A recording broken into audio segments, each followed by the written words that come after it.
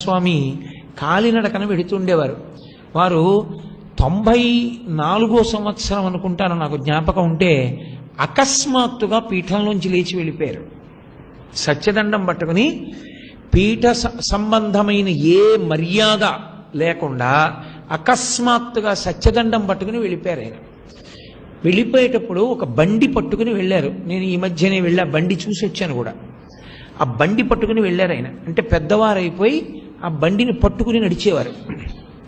అలా రోజుకి 25 కిలోమీటర్లు నడిచేవారు. ఆయనతో యువకులు నడవలేకపోయారు, అలా నడిచేవారు. నేను ఈ మధ్య ఆయన ఆ వయస్సులో తిరిగినటువంటి నడకకి సంబంధించిన క్యాసెట్ ఒకటి తెప్పించుకు చూశాను కూడా. తెల్లబోయాను నేను అసలు, అంత వేగంగా నడిచేవారు ఆయన.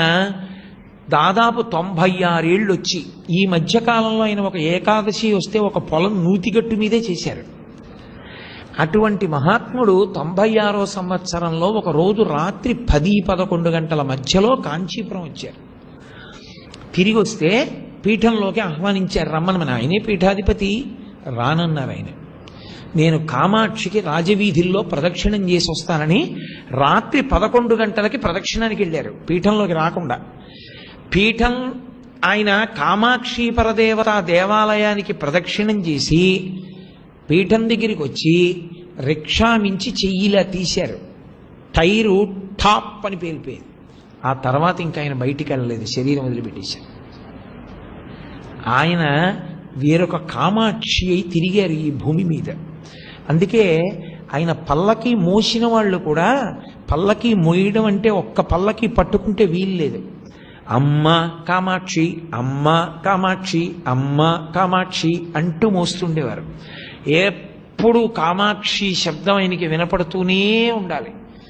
ఎంత ధ్యానంలో కూడా కామాక్షి పరదేవత అంటూనే ఉండేవారు ఆయన.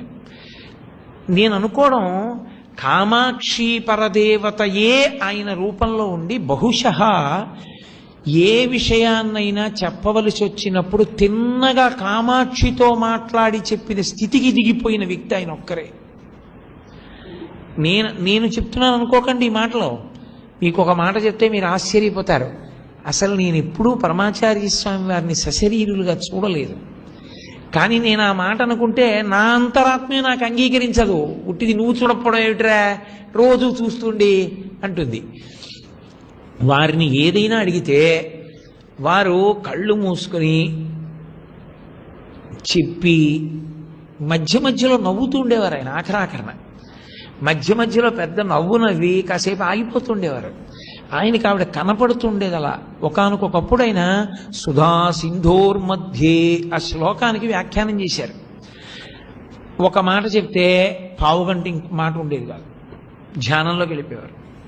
మళ్ళీ కాసేపు ఆగి తలెత్తి మళ్ళీ చెప్పేవారు, ఓ నవ్వు నవ్వి మళ్ళీ ధ్యానంలోకి వెళ్ళిపోయేవారు.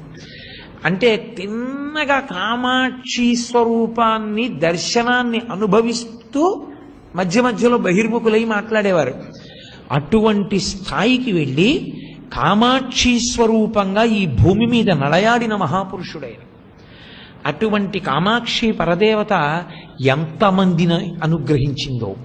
నేనిప్పుడు కామాక్షి పరదేవత ఎంతమందిని అనుభవించింది అని, ఎంతమందిని అనుగ్రహించింది, ఆమె అనుగ్రహాన్ని ఎంతమంది అనుభవించారు అని నేను మాట్లాడడం మొదలుపెట్టాను అనుకోండి, దానికి అంతే ఉంటుంది.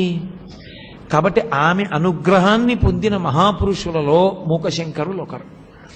అటువంటి మూకశంకరులు చేసినటువంటి మూక పంచశతిలో ఆర్యాశతకము అని ఒక శతకం. ఆర్య అన్న మాటకు అర్థం ఏంటంటే శ్రేష్ఠురాలు అని. శ్రేష్ఠురాలు అన్న మాటకు అర్థం ఏంటి? అందరికన్నా గొప్పది. అందరికన్నా గొప్పది ఏ కారణం చేత అంటే ఆమె కామకోటి కనుక. కోటి అంటే హద్దు, కామ అంటే కోరిక. నువ్వు ఏ కోరిక కోరు ఆమె తీర్చగలదు. ఏ కోరికైనా సరే ఆమె తీర్చగలదు. అది నీకు ప్రమాదకరమైతే ఆవిడ దాని జోలికి వెళ్ళనివ్వదు. అది మోక్షం వరకు, సామాన్యమైన విషయం దగ్గర నుంచి మోక్షం వరకు ఏదైనా ఇవ్వగలిగిన తల్లి కాబట్టి ఆ తల్లికి కామకోటి అని పేరు. అటువంటి తల్లిని ఉద్దేశించి మూకశంకరులు